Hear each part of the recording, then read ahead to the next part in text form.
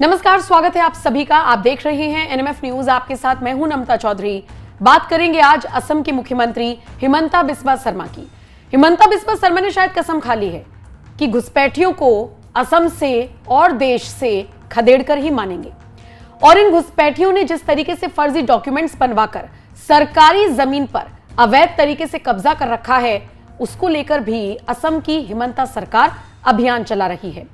और शायद इसीलिए हाल फिलहाल जब मैंने खुद सुप्रीम कोर्ट के वरिष्ठ अधिवक्ता अश्वनी उपाध्याय से बात की थी, तो वो भी हिमंता की तारीफ करते हुए नजर आए थे। वो कह रहे थे कि मुझे लगता है कि जो काम हिमंता कर रही हैं वो बाकी राज्यों के मुख्यमंत्रियों को भी करना चाहिए और इसी तरीके से घुसपैठ की समस्या का समाधान निकाला जा सकता है। मैं हेमंत बिस्वा शर्मा जी को धन्यवाद दूंगा। जो उन्होंने एक ड्राइव शुरू किया है वो काबिले तारीफ है। वैसे सभी राज्य सरकारों को करना चाहिए। वहां की जनता भी जाग गई है। वहां पे एक जनता ने अपनी खुद की सेना बना लिया है और रात रात भी वो घूम रहे हैं। मतलब पुलिस भी घूम रही है, पुलिस के साथ जनता भी घूम रही है असम में। अच्छा। लेकिन सवाल ये उठता है कि हिमंता क्या कर रही हैं, कैसे घुसपैठियों के खिलाफ सख्त कदम उठा रही हैं। ये मैं आपको आगे विस्तार से ग्राफिक्स के जरिए समझाऊंगी। उससे पहले एक और बयान सामने आया है हिमंता का, जिसमें उन्होंने दो टूक कह दिया कि कैसे मानकर चलिए कि 1000 परिवारों ने 10,000 एकड़ सरकारी जमीन पर अवैध कब्जा कर रखा है। और वो बात बार बार उठा रही हैं, वो इस मुद्दे को बार बार उठा रही हैं। और ये समझना होगा असम के साथ साथ देश के बाकी राज्यों के नागरिकों को भी कि घुसपैठ एक कितना बड़ा मुद्दा है, कैसे घुसपैठ होती है और कैसे फर्जी डॉक्यूमेंट्स बनवाकर ये लोग फिर यहीं के होके रह जाते हैं। असम के मुख्यमंत्री बार बार ये बात कहते हुए नजर आए कि कुछ लोग अपने आप को बिहार का बता रहे हैं, कुछ बंगाल का बता रहे हैं, लेकिन फिलहाल जांच चल रही है और अगले 2 से 3 दिन में बड़ा अभियान चलाया जाएगा जिसके तहत इन सबको खदेड़ा जाएगा। इसी तरीके से वो लगातार बात कर रही हैं और इसी के साथ वो ये भी बता रही हैं कि कितना बीघा जमीन अवैध अतिक्रमण हटाया गया है और कैसे ये अभियान साकार रूप लेता हुआ दिख रहा है। सबसे पहले तो आइए सुन लीजिए हिमंता बिस्वा शर्मा ने क्या कुछ कहा। आपने ये देखा होगा, हजारों बीघा, हजारों एकड़, हजारों हेक्टेयर जमीन कुछ परिवारों ने कब्जा करके रखे थे। मान लीजिए 1000 परिवार ने कम से कम 10,000 एकड़ कब्जा करके रखे थे। तो अभी धीरे धीरे सब हट रहा है। मेरा लगता है कि अगले 3 दिन में सब खाली हो जाए। ये लोग बिहार से आए, कोई बोले मैं बंगाल से आए, कोई बोले धुबरी से आए, लेकिन कहाँ से आए वो तो पता चलेगा जब इंक्वायरी किया जाएगा। सर अगले क्या स्टेप रहेगा सर? एविक्शन होगा क्या?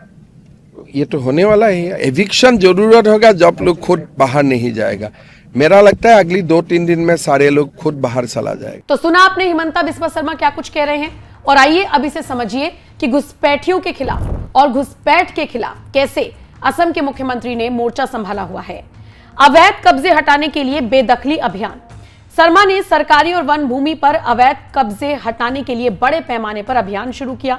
उदाहरण के लिए गोलाघाट में 10,000 एकड़ जमीन पर 1000 परिवारों के कब्जे को खाली कराने की प्रक्रिया चल रही है। पिछले 4 सालों में 1.29 लाख बीघा यानी लगभग 43,000 एकड़ जमीन को अतिक्रमण से मुक्त कराया गया है।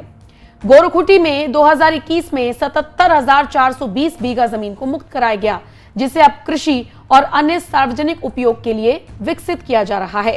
धुबरी, कछार, होजई, नागांव और मोरीगांव जैसे जिलों में भी बेदखली अभियान चलाए जा रहे हैं, जहां संदिग्ध बांग्लादेशी घुसपैठियों सहित कब्जेदारों को हटाया जा रहा है। पहचान और सत्यापन। कब्जेदारों के नाम, पता और उत्पत्ति की जांच की जा रही है। जो लोग बिहार, पश्चिम बंगाल या असम के अन्य हिस्सों से होने का दावा करते हैं, उनके विवरण संबंधित क्षेत्रों के अधिकारियों के साथ साझा किए जा रहे हैं। यदि वो स्थानीय नहीं पाए जाते तो उनके खिलाफ कानूनी कार्रवाई की जा रही है। संदिग्ध बांग्लादेशी घुसपैठियों की पहचान के लिए विशेष ध्यान दिया जा रहा है। सीमा सुरक्षा और निगरानी। असम बांग्लादेश सीमा पर निगरानी बढ़ाई गई है। सीमा से लगे 30 से अधिक गांवों में 3000 बीघा से अधिक जमीन को खाली कराने का लक्ष्य रखा गया है। अवैध प्रवेश को रोकने के लिए सीमा सुरक्षा बल यानी बीएसएफ के साथ समन्वय बढ़ाया गया है। कानूनी और प्रशासनिक कार्रवाई।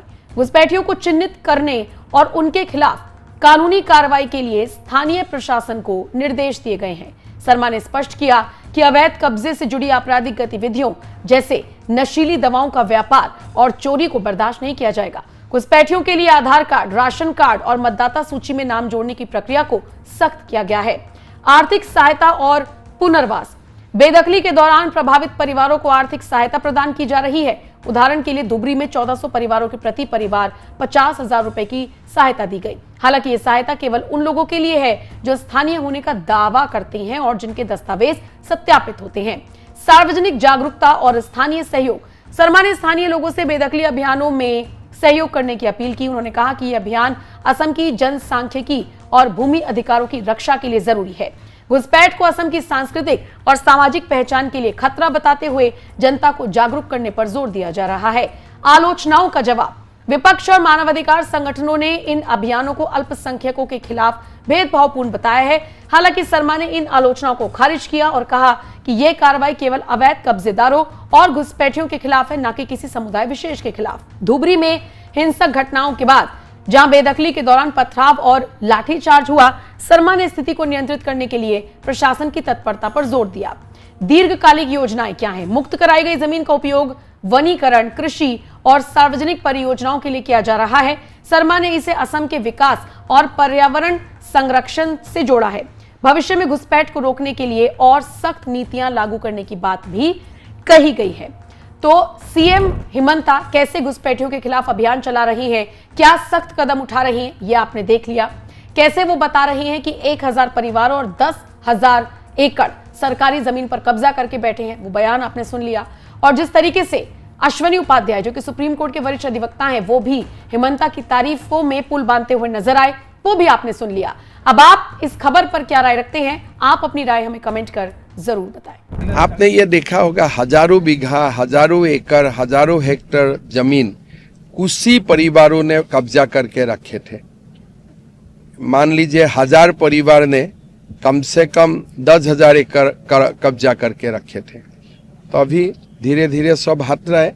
मेरा लगता है कि अगले 3 दिन में सब खाली हो जाए। ये लोग बिहार से आए, कोई बोले मैं बंगाल से आए, कोई बोले धुबरी से आए, लेकिन कहाँ से आए वो तो पता चलेगा जब इंक्वायरी किया जाएगा। सर अगले क्या स्टेप रहेगा सर? एविक्शन होगा क्या? ये तो होने वाला है। एविक्शन जरूरत होगा जब लोग खुद बाहर नहीं जाएगा। मेरा लगता है अगली 2-3 दिन में सारे लोग खुद बाहर चला जाएगा।